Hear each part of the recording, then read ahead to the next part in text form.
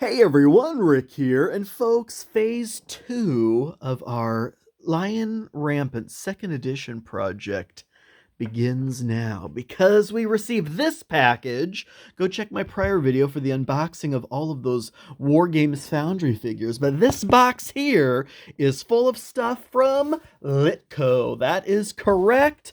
Let's start digging in. So we have 400 of these 25mm bases.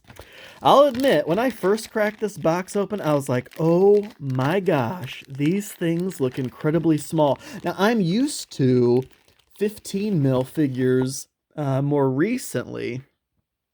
So when I unboxed this, when I first got it, and I looked at these 25mm bases, I was like, my gosh, these seem small, because they almost seem about the size that I might have based a 15mm figure on. But looking at it, it looks right, because we'll take one of these figures out here. These War Games Foundry figures, anyway, are,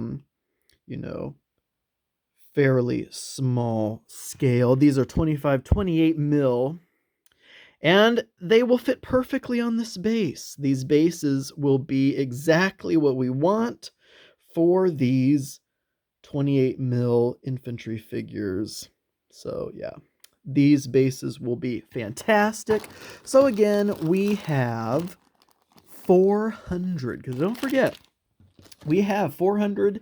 We actually, technically, all of these figures that we got from War Games Foundry add up to over 500. We're only going to be using about 492 of them for this specific project. So we have 4 packs of 100 of these 25mm bases.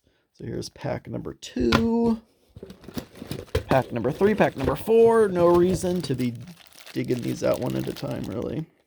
I like the thickness of them. They look appropriate. So I'm very excited to now have the bases, the 400 infantry bases. But we also got 100 of these 40mm bases for the cavalry. Now, these also concern me a bit, but the concern for these 40mm bases came long before I actually received them, because I started to think about it, and I ended up measuring something, and found that they will be just about right. Because look at that, it doesn't get too much closer than that. So I was worried I might have to go up to 50, but no. These 40s should be fine for our cavalry bases, and crisis averted. So 100 of these, 400 25mm infantry bases, 100 40mm cavalry bases. So we are good to go there. Our 492 figures are going to be based wonderfully. Next, I couldn't purchase from Litko without grabbing some other things, and I didn't even know these were a thing until I found them. These are the Lion Rampant token sets. That's right. And I ended up grabbing 2 of them, so there'd be enough for everybody. Let's take a closer peek at some of these. These are incredibly cool.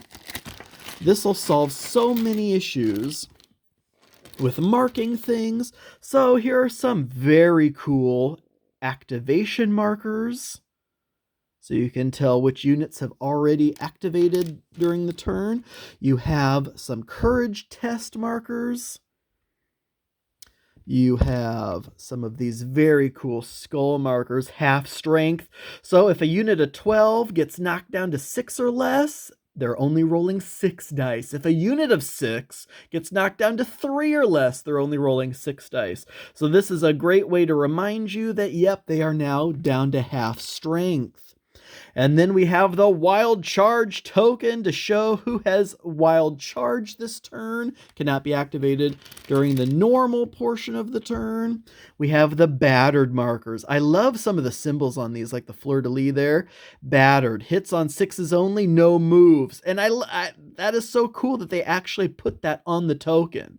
So that is fantastic. That is if one of your battered units gets attacked. What else? We have the Rallied, because that's all they're going to be able to do that turn. Yep, and it even says it right there. And you can't quite tell, kind of. These are like a neon green, a translucent neon green.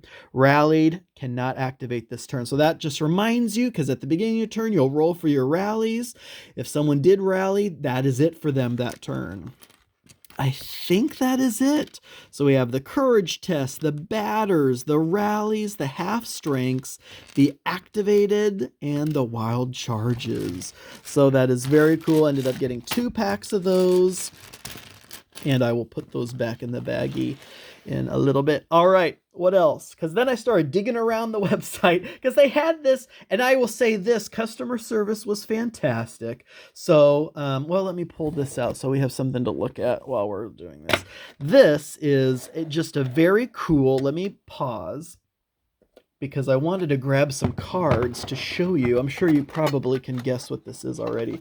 If you are like me and you sleeve your cards, you know one of the biggest challenges with a big old pile of sleeved cards is the cards falling over. This relatively small stack is not that big of an issue. But when you start having huge piles of cards, especially for like deck building games and stuff, this is exactly what you're going to want. This is just a little stand to hold cards, and they fit sleeved cards, which is fantastic. So if you are like me and sleeve all of your cards and you get some stacks that are unwieldy and are falling over, slipping, sliding, this kind of a card stand is ideal. And they may have even had other designs. I just saw this skull design and I was like, absolutely.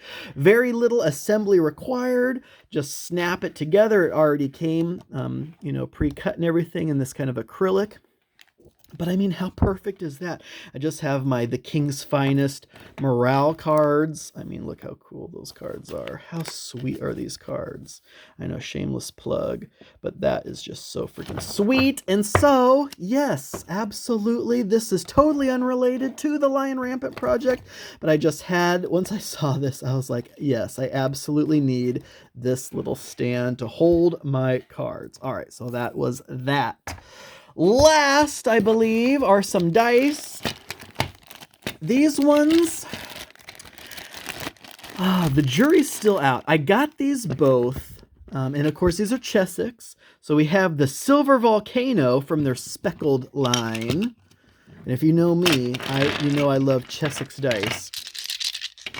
But I got these for Lion Rampant. Any excuse, not that I don't already have 50,000 sets of dice, but any excuse to get new dice.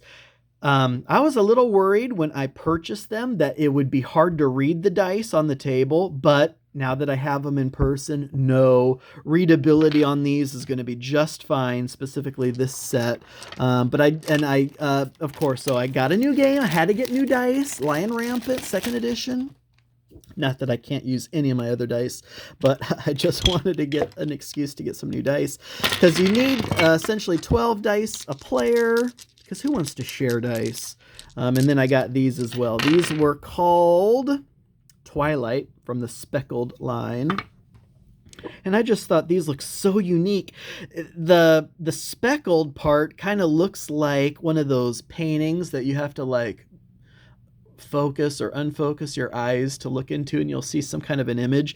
But I thought the yellow pips with that cool speckled background just looked really cool. So a 12-pack of those, a 12-pack of those, some new dice for Lion Rampant. But otherwise, that is it. We have all of our bases. Our bases are ready and good to go.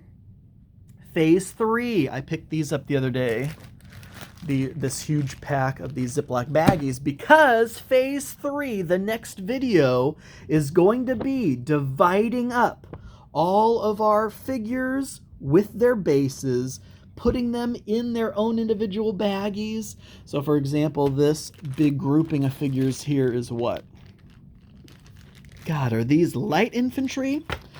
So we have all of these sets of light infantry. Light infantry in Lion Rampant is 12 figures per unit. So we are going to divide these figures up into 4 12-figure units. Each 12-figure unit is going to get added to a baggie with their bases, and we're going to do that for all 44 units.